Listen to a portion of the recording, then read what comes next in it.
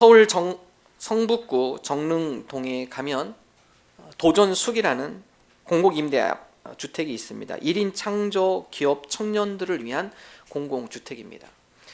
주로 청년 혼자 살다 보니까 가장 큰 문제가 음식의 처리였습니다. 어떻게 음식을 처리하는가. 혼자 살기 때문에 때로는 음식을 많이 사기도 하고 남으면 이 음식을 어떻게 처리하는가.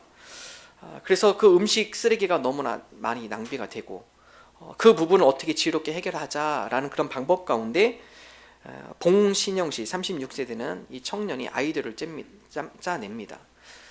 공공임대주택 그곳에 공유 냉장고를 설치를 합니다. 성북구청에 건의를 해서 이러한 취지로 냉장고를 하나 구입해 주시면 이곳에 있는 많은 도전자 청년들이 큰 도움이 될 것 같습니다. 냉장고를 설치를 해놓고 그곳 가운데 자기가 먹다 남은 음식이 있으면 유통기한을 표시해서 공유 냉장고에 집어넣습니다. 그리고 다른 사람이 그곳에서 필요하신 분이 어떤 누구도 가져갈 수 있도록 오픈해 놓은 공간입니다. 그러니까 음식 수리가 확 줄었습니다. 근데 그것 이후에 또 다른 시너지 에너지 효과가 나타나기 시작합니다. 그것은 바로 간단한 메시지였습니다. 혼자 살다 보니까 여러 힘들고 외롭고 또 취업이라는 그런 부분들 때문에 혹은 도전하는 그런 부분에 실패했을 때 어떤 누군가가 그 냉장고에 함께 남겨놓았던 응원의 메시지. 오늘 많이 힘드셨죠? 우리에게는 내일이 있습니다. 오늘도 힘내십시오. 오늘 많이 어려우신 분들을 위해서 계란 한 판을 갖다 놨습니다. 계란 먹고 힘내십시오. 오늘 좌절하지만 그러나 우리가 함께 응원합니다. 여러분, 그 서로에 대한 힘들고 어려운 처지를 자기가 경험해봤기 때문에 다른 사람이 힘들고 어려운 것들을 생각하며 간단한 메모지를 통하여서 서로 응원하고 격려하는 메시지. 여러분, 이 메시지가 그들에게 큰 도움과 힘과 용기가 되어졌다는 것입니다. 사실 그들은 음식 때문에 살아간 것이 아니라 어떤 누군가가 나를 응원하고 어떤 누군가가 나를 기억하고 있다라는 격려의 마음. 여러분, 그 마음이 혼자 사는 그 청년들에게 큰 위로와 도전이 되었다는 것입니다. 여러분, 우리는 공동체에 속해 있습니다. 그렇지만 군중 속의 고독이라 해서 공동체는 많지만 외롭게 살아가는 사람들이 참 많이 있습니다. 그들에게 따뜻한 친구, 자기의 이야기를 한없이 들어주며 거기에 대해서 마음을 공감해 줄 수 있는 친구. 여러분, 이 친구 3명만 있으면요, 그 사람은 건강한 사회생활을 할 수 있다고 합니다. 정신과 의사들에 의하면 자기 주변에 내 이야기를, 어떤 이야기를 털어놓아도 그 이야기에 귀 기울여 공감하며 들어줄 수 있는 친구 3명, 그 사람은 정신적으로 심리적으로 건강한 삶을 유지할 수 있다라고 이야기를 하고 있습니다. 함께 한다는 것, 누군가가 나를 위로한다는 것, 우리 인생 가운데 큰 힘과 위로와 격려가 되어진다는 것이죠. 오늘 사도행전 18장의 말씀, 사도 바울 그도 사역하면서 많이 지칩니다. 그러나 그로 하여금 다시 하나님의 귀한 복음의 사역을 감당할 수 있도록 힘을 도와줬던 것, 동역자입니다. 오늘 사도행전 18장에 보면 사도 바울에게 가장 큰 힘과 위로와 격려가 되었던 한 부부가 등장합니다. 그분들의 이름이 아굴라와 브리스굴라. 우리 사도행전 18장 2절과 3절의 말씀 우리 함께 한 목소리 읽겠습니다. 아굴라라는 본도에서 난 유대인 한 사람을 만나니 글라우디오가 모든 유대인을 명하여 로마에서 떠나라 한 고로 그가 그 아내 브리스길라와 함께 이달리아로부터 새로 온지라. 바울이 그들에게 감해 생업이 같음으로 함께 살며 일을 하니 그 생업은 천막을 만드는 것이더라. 사도 바울이 고린도에 사역하기 전 바로 전에 있던 사역, 우리 지난 시간 함께 말씀을 나눴습니다. 아테네에서 사역을 했습니다. 그다음에 이런 사도 바울이 여러 복음 전도 사역 가운데 가장 열매가 맺히지 않은 곳이 아테네였습니다. 물론 일부 몇몇 제자들이 거기서 나왔죠. 그러나 다른 어떤 지역보다도 가장 힘들고 또한 그 가운데 열매가 없었던 곳이 아테네였습니다. 아테네의 사역을 마치고 고린도로 왔을 때 사도 바울이 많이 실족합니다. 그 가운데 복음의 역사와 능력들이 많이 나타나지 않은 것에 대해서 여러분, 아테네보다도 더 타락한 도시는 고린도입니다.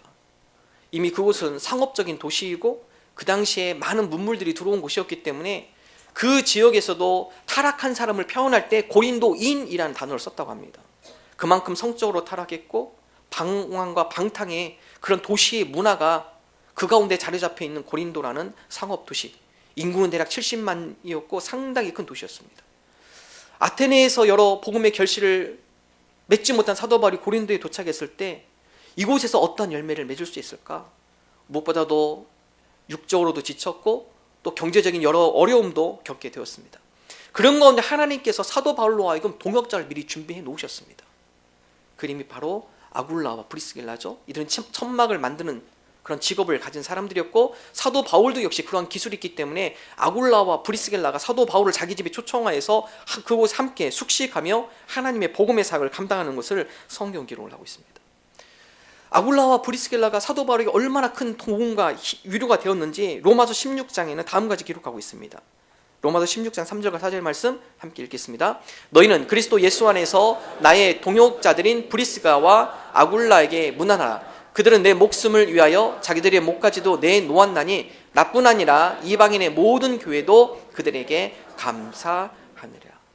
사도 바울이 사역하면서 여러 가지 지치고 힘들 때 브리스길라와 아굴라가 그의 집에 초청하여서 위로하고 격려하고 다시금 복음의 사역에 나아갈 수 있도록 함께 협력하는 사역자, 경제적으로 힘들고 어렸을 때 경제적으로 함께 후원한 사역자, 그 동역자들이 있었기 때문에 사도 바울의 아름다운 복음의 열매와 결실이 맺혀진 것을 성경 기록을 하고 있습니다. 아굴라와 브리스길라뿐만 아니라 로마서 16장에 보면 사도 바울과 함께 동역한 동역자들의 이름이 나열이 되어 있습니다. 그만큼 하나님의 모든 사역, 사도 바울의 혼자 힘이 아니라 그 가운데 함께 동역하고 협력해 준 사역자들이 함께 존재했기 때문에 모든 하나님의 사역과 열매와 결실이 맺혀졌음을 사도 바울이 스스로 고백을 하고 있습니다.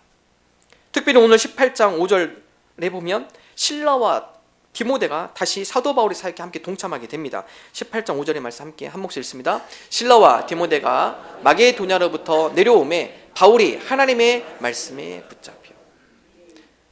오늘 말씀에 보면 실라와 디모데, 그들이 베레아와 데살로니가 지역에서 잠시 머물다가 사도 바울이 고린도에 온 것을 확인하고 고린도로 다시 합류를 하게 됩니다. 그 가운데 좋은 소식을 전하죠.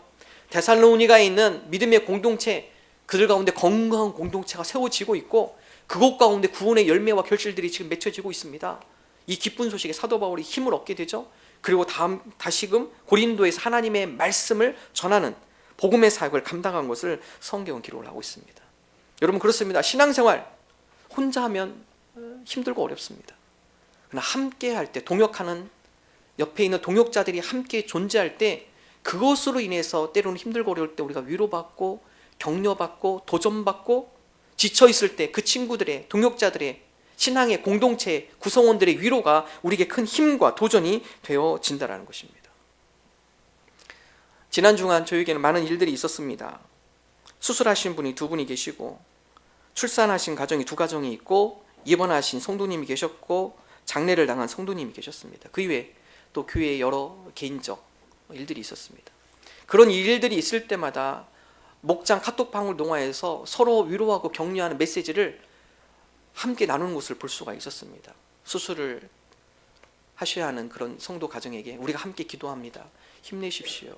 우리가 함께 응원합니다. 수술할 텐데 많이 힘드시겠네요. 격려와 위로와 격려하는 그 아름다운 공동체의 모습, 또 출산한 가정이 있었을 때는 그 가정을 축복하며 축하의 메시지를 주고받는 아름다운 모습들, 여러분, 그런 것들이 그들에게 큰 힘이 되는 것이죠. 힘들고 어려울 때 누군가가 와서 위로의 격려의 메시지, 따뜻한 말 한마디, 그 사람에게 큰 힘과 용기가 되어진다는 것입니다. 바로 그러한 모습 가운데 교회에 하나님께서 그 가운데 하나 되게 하시고 하나님이 그 가운데 공동체를 통해 격려하시고 위로하시고 역사하시는 하나님의 임재를 체험할 수 있는 것입니다. 사도 바울은 다음같이 고백합니다. 로마서 8장 28절 함께 한 목소리 읽습니다. 우리가 알거니와 하나님을 사랑하는 자 곧 그의 뜻대로 부르심을 입은 자들에게는 모든 것이 합력하여 선을 이루느니라. 하나님의 자녀로 부름받은 자, 또한 그의 뜻대로 부르심을 받은 자, 그들은 합력하여서 선을 이루는 것이 마땅한 일임을 사도 바울이 고백합니다. 여러분, 그렇습니다. 우리가 함께 하나님의 부름받은 백성으로서 협력하며 합력하며 하나님의 선을 이루어나가는 공동체가 되기를 소망합니다. 하나님, 우리로 하여금 우리 주변에 목장의 교우들 가운데 여러 가지 힘들고 어려운 상황, 그러한 문제가 있는 분이 있다면 하나님, 우리가 함께 기도하며 격려하며 우리가 하나님의 나라를, 하나님의 선을 이루어나가는 공동체가 되게 하여 주옵소서. 특별히 우리 목장 가운데 이런 모습을 많이 봅니다. 우리가 목장한 지 지금 5년째 됐죠. 열매와 결실들이 맺혀지고 있어요. 목장을 통해 힘들고 어려운 분들이 위로받고 인생 가운데 여러 가지 고난 가운데 있던 분들이 그 가운데 목장을 통하여서 그들의 기도와 격려를 통하여서 믿음이 자라고 성장하는 모습, 특별히 목장을 통하여서 구원받는 영혼들. 여러분, 목장의 가장 큰 존재 이유는 영혼 구원입니다. 영혼 구원하여 제자 삼는 것. 우리 교회 표어이죠. 우리가 목장을 하는 이유는 가장 큰 목장의 목표는 영혼 구원하여 제자 삼는 일입니다.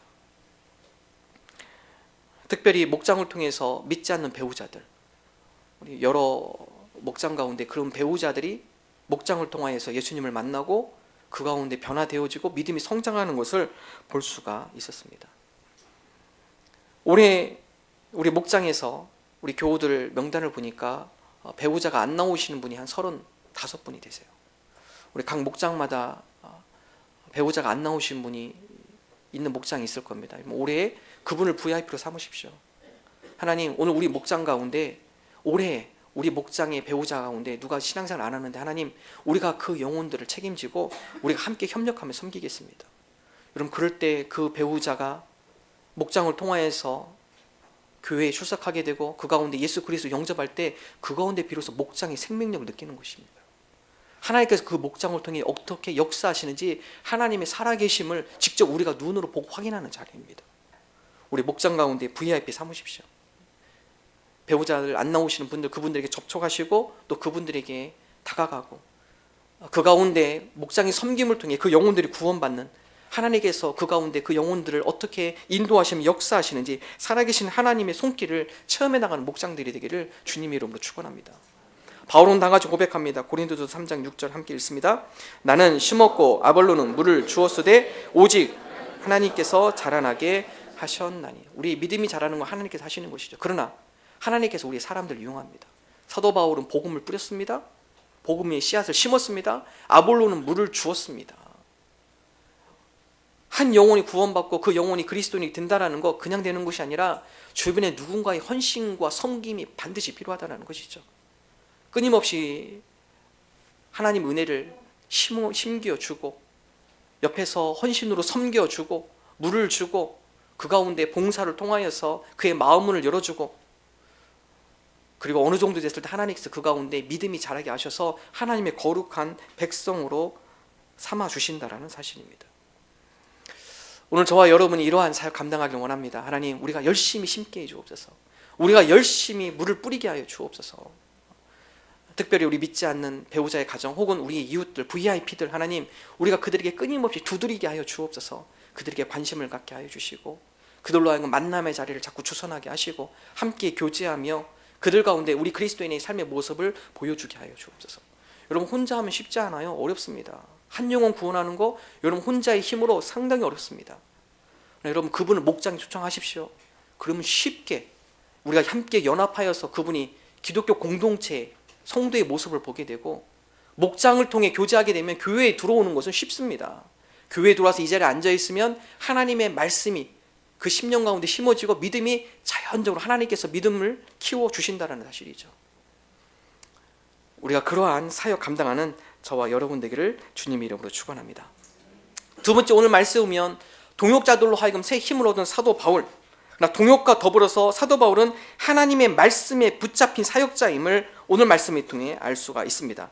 우리 18장 5절의 말씀 다시 함께 한 목소리 읽습니다. 실라와 디모데가 마게도냐로부터 내려오매 바울이 하나님의 말씀에 붙잡혀 유대인들에게 예수는 그리스도라 밝히 증언하니. 사도 바울이 바울과 실라와 디모데를 통하여서 다시 고린도에서 함께 사역을 펼쳐나갑니다. 근데 그 가운데 바울의 고백, 하나님의 말씀에 붙잡혀서 예수는 그리스도라 밝히 증언하더라. 여러분, 예수 그리스도가 그리스도이십니다. 예수 그리스도가 하나님의 아들이십니다. 예수 그리스도가 부활하셨고 우리의 구원자가 되십니다. 여러분, 이 믿음의 고백은요, 이론으로 되지 않습니다. 우리의 생각으로 되지 않습니다. 이 믿음의 고백은 하나님의 말씀이 우리 가운데 감화감동 역사가 일어날 때 이 고백이 되어줄 수 있습니다. 사도 바울이 하나님의 말씀에 붙잡혔을 때 비로소 예수는 그리스도라 담대하게 증언하는 것이죠.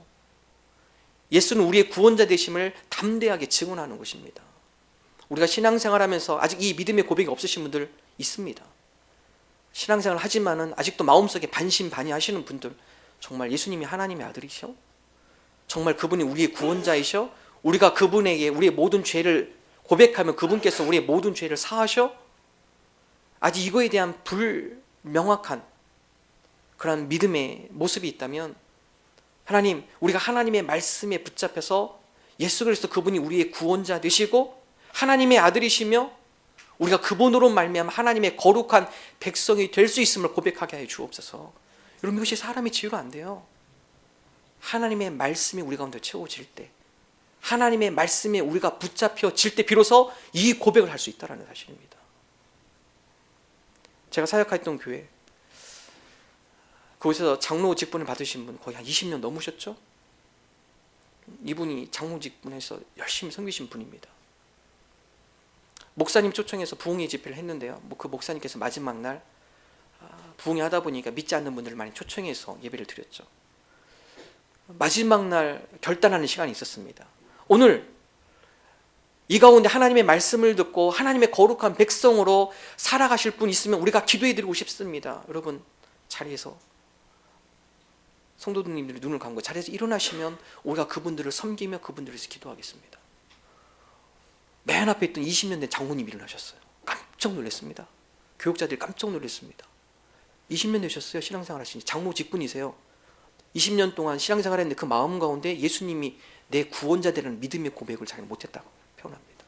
자기가 그냥 교회 나와서 섬기고 봉사하는 가운데 그 가운데 장로가 됐고 20년 동안 가족들이 같이 교회 다니니까 와서 예배 드렸고 늘 마음 가운데 내가 정말 하나님의 아들 예수 그리스도를 믿는가? 늘 갈등하셨다고 그래요. 마지막 그 저녁 집회에 이제는 이 모든 것들을 청산합니다. 이제는 내가 예수 그리스도를 구주로 고백하고 하나님의 자녀로서 그분이 나의 구원자이심을 믿음으로 고백하며 하나님의 거룩한 백성으로 살아가겠습니다. 여러분, 이것이 사람의 힘으로 되는 것이 아니라 하나님의 말씀에 붙잡힐 때, 여러분, 이러한 역사가 일어날 줄로 믿습니다. 성 어거스틴, 우리에게 너무나 잘 알려진 성자입니다. 그러나 성 어거스틴이 젊은 시절은 방황과 타락의 시작이었습니다. 그가 17세였을 때 그런 성적으로 타락하였고 19세에서 29세까지는 10년 넘게 만유교라는 이단에 빠져서 생활합니다. 그리고 방탕한 생활을 하게 됩니다. 그의 어머니 모니카가 그의 아들 어거스틴을 위해서 끊임없이 기도합니다. 하나님, 어거스틴을 주님께서 불쌍히 여겨주셔서 그 어거스틴이 하나님 앞에 돌아오게 하여 주옵소서. 그러나 어거스틴 마음속에는 무엇인가 갈증이 있었습니다. 이 갈증을 해결하고 싶은 마음이 있었습니다. 그런 가운데 어거스틴이 기독교 그리스도인들을 비판하기 위한 그러한 여러 가지 학술적인 그러한 연구를 하던 과정에 밀란이라는 한 정원을 거닐게 됩니다. 담장 넘어서 어린아이들의 노랫소리가 들려요. 다음 같은 노랫소리입니다. 들고 읽어라, 들고 읽어라. 어린아이 노랫소리. 근데 그 들고 읽어라는 그 소리가 이 어거스틴 교회에 강하게 다가옵니다. 들고 읽어라, 들고 읽어라. 그 가운데 어거스틴이 성경책을 펴서 말씀을 읽기 시작합니다. 그 말씀이 로마서 13장 13절 14절이에요. 한번 읽어볼까? 함께 읽습니다. 낮에와 같이 단정히 행하고 방탕하거나 술 취하지 말며 음란하거나 호색하지 말며 다투거나 시기하지 말고 오직 주 예수 그리스도로 옷 입고 정욕을 위하여 육신의 일을 도모하지 말라. 여러분, 이 말씀이 어거스틴을 강타합니다. 왜냐하면 이 말씀이 자기를 그대로 조명하고 있기 때문에 그래요. 내가 방탕한 생활, 내가 술에 취하여서 찌든 생활, 음란의 생활, 호색하는 생활, 다투고 시기하는 생활, 하나님께서 나로 하여금 오늘 저 아이들의 목소리를 통하여 하나님의 말씀을 열게 하시고 오늘 이 하나님의 말씀이 나의 삶을 조명하시는구나. 오늘 하나님께서 나로 하여금 이런 방탕한 생활을 청결하도록 나를 부르시는구나.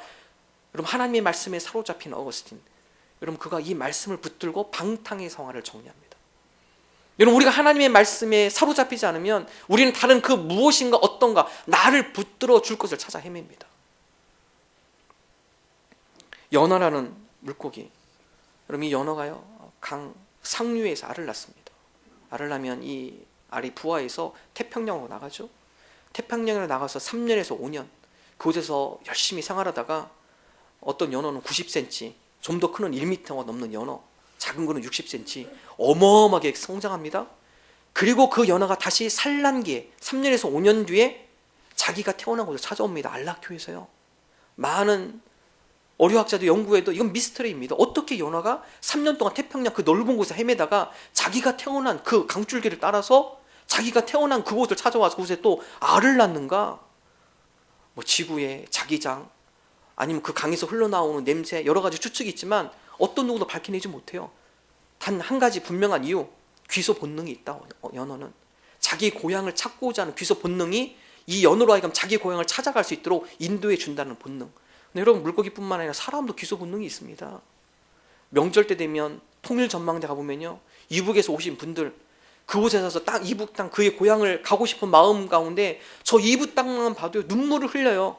너무나 가고 싶은 곳, 자기가 태어난 곳, 자기가 자라난 곳, 그곳의 흙냄새, 그곳에 함께 봤던 여러 꽃과 나무와 자연의 모습들, 38선이 없으면 벌써 넘어갔을 겁니다.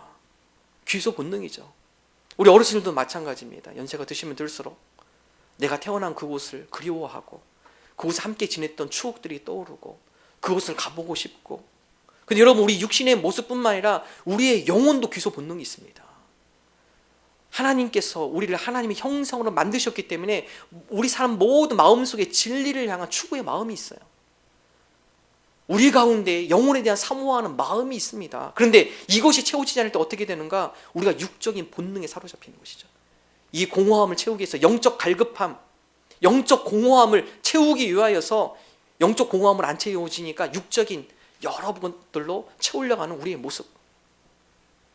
예수님께서 우리로 하여금 영적 하나님의 형상을 따라 지음받은 하나님의 백성은 하나님의 양식을 먹어야 함을 말씀하고 있습니다. 마태복음 4장에 보면 예수님께서 광야에 있어 금식하고 계실 때 사단이 와서 유혹을 하기 시작하죠. 40일 동안 금식했으니까 얼마나 배가 고플까요? 사단이 유혹을 합니다. 당신은 하나님의 아들이고 신적 능력이 있으니까 여기 있는 돌들을 떡으로 변화시켜서 배를 채워라. 예수님께서 다음과 같이 말씀하시죠. 마태복음 4장 4절의 말씀 우리 함께 한 목소리 읽습니다. 예수께서 대답하여 이르시되 기록되었으되 사람이 떡으로만 살 것이 아니요 하나님의 입으로부터 나오는 모든 말씀으로 살 것이라 하였느니라 하시니. 예수님께서 그 가운데 사단의 유혹을 말씀으로 물리치죠. 그리고 다음같이 이야기합니다. 사람이 육신의 배를 채우는 떡 이것만으로만 사는 것이 아니라 우리의 영혼의 양식을 먹어야 하는데 그것은 바로 하나님의 말씀입니다. 하나님의 양식 말씀을 채울 때 그때 비로소 우리 인간은 균형을 맞는 건강한 신앙인이 될 수 있습니다. 오늘 저와 여러분이 세상에 사로잡히는 것이 아니라 하나님의 말씀에 붙잡힌 하나님의 백성이 되기를 원합니다. 하나님의 말씀에 붙잡혀졌을 때 우리가 예수 그리스도 그분은 우리의 구원자이시고 하나님의 아들이시며 우리의 모든 죄를 사하시고 용서하시는 구원자이십니다. 우리가 그런 믿음의 고백을 드릴 줄로 믿습니다. 오늘 저와 여러분이 하나님의 말씀에 사로잡혀 우리가 영의 양식으로 우리 삶 가운데 하나님의 은혜를 흘려보내는 하나님의 백성 되게 하여 주옵소서. 믿음으로 고백하는 저와 여러분 되기를 주님의 이름으로 축원합니다. 마지막 세 번째, 고린도에서 사역. 사도 바울이 그 가운데 힘들고 어렵지만 동역자들을 위해서 새 힘을 얻고 하나님의 말씀에 붙잡혀서 다시 한번 예수는 그리스도라며 담대하게 용기 있게 고린도에서 선포하며 그 가운데 하나님께서 주신 약속, 오늘 사도행전 18장 9절 10절에서 함께 읽습니다. 밤에 주께서 환상 가운데 바울에게 말씀하시되 두려워하지 말며 침묵하지 말고 말하라. 내가 너와 함께 있음에 어떤 사람도 너를 대적하여 해롭게 할 자가 없을 것이니 이는 이 성중에 내 백성이 많음이라 하시더라. 사도 바울 하나님의 뜻에 합당하게 하나님의 말씀에 붙들려서 하나님의 말씀에 순종하며 예수 그리스도는 예수 그리스도 그분은 우리의 구원자이심을 선포하며 나가는 삶, 그 가운데 주님께서 주시는 선물이 있습니다. 그것은 바로 살아계신 하나님을 체험하는 선물입니다. 하나님께서 나와 함께 하시는 것을 삶 가운데 체험케 하는 하나님의 은혜입니다. 우리가 신앙생활하면서 이론적으로 하시는 분이 있어요. 근데 여러분 그곳 가운데 하나님께서 살아계심을 우리가 확인하기가 힘듭니다. 사도 바울이 언제 강력한 하나님의 은혜를 누렸나요? 그가 하나님의 복음을 전할 때입니다. 전할 때. 하나님의 말씀에 순종하며 그 말씀에 따라 살아갈 때입니다. 즉 우리의 삶 가운데 하나님의 살아계심, 하나님의 역사하심, 하나님께서 우리를 돌보시고 함께 하신다는 하나님의 놀라운 능력, 그것은 우리가 하나님의 뜻대로 순종하며 삶 가운데 살아갈 때입니다. 살아갈 때. 머릿속에 배우는 것으로 절대 하나님의 능력 그 가운데 체험하지 못합니다. 사도 바울이 복음을 가지고 고린도에서 하나님의 복음을 전할 때입니다. 전할 때. 그 가운데 하나님께서 약속하죠. 두려워하지 말아라. 내가 너와 함께 있겠다. 어떤 누구도 너를 해롭게 할 자가 없을 것이다. 하나님께서 그 가운데 사도 바울과 하여금 함께 하시고 사도 바울을 지키신다는 약속의 말씀을 살아계신 하나님을 만나며 하나님께서 확신을 주십니다. 오늘 저와 여러분이 우리 삶 가운데 실천하는 신앙이 되기를 원합니다. 우리 삶 가운데 하나님의 말씀에 순종하며 하나님의 뜻 가운데 복음에 합당한 삶을 삶으로 하나님께서 우리를 지키시고 돌보시고 우리의 앞날을 예비하시고 그 가운데 하나님의 권능의 손으로 우리를 인도하시는 살아계신 하나님을 만나는 저와 여러분 되기를 주님의 이름으로 축원합니다. 하나님, 우리의 신앙이 이론이 되지 않게 주옵소서.